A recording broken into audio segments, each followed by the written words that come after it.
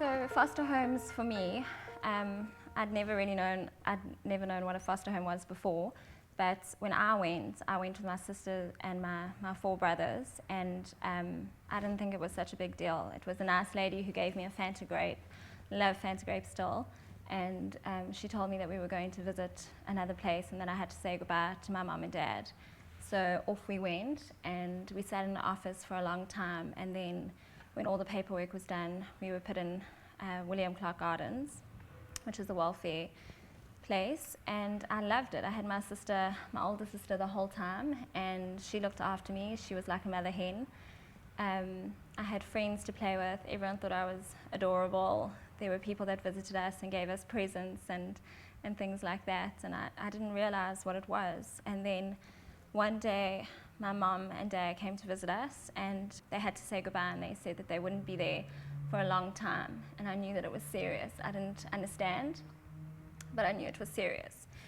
And I remember clinging to my mom, and she had to go. She walked away and she didn't look back.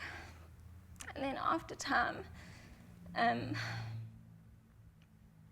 we met a new mum and dad, and I thought they were just a nice couple who came to the Welfare Society, and they just visited with us and took us on little play dates, and I loved them from day one.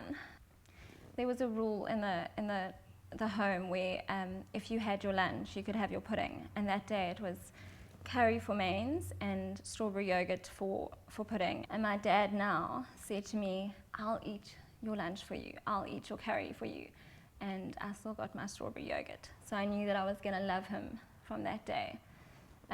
After that, we went for little play dates, and we went to go and visit their house and their other three daughters. And the one day I just phoned him up and I said, "When am I coming to live with you forever, like all the other children?"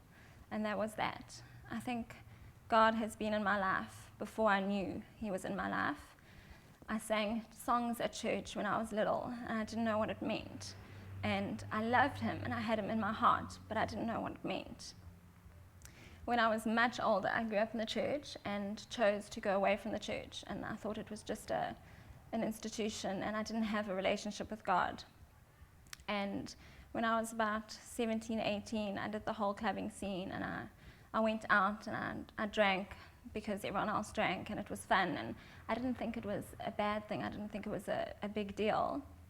And then one day I was sitting in a club in Maritzburg with some of my sisters, and I clearly heard God say, "This is not for you. This is not what I've planned for your life. You need to get out of here." And I wasn't in a bad situation, but I just knew that my life had more for it. And I left that night, and I still went back to clubs now and then, but I didn't need to. I started going to church. I met an amazing husband, and I'm so thankful to God for guiding everything, for being there when I was first fostered, for being there through the adoption, for being there when I felt that my parents had abandoned me. I know that they haven't.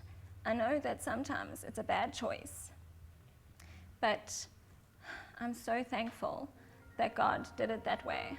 I love my life. I love my husband. I love our family, and I wouldn't change it.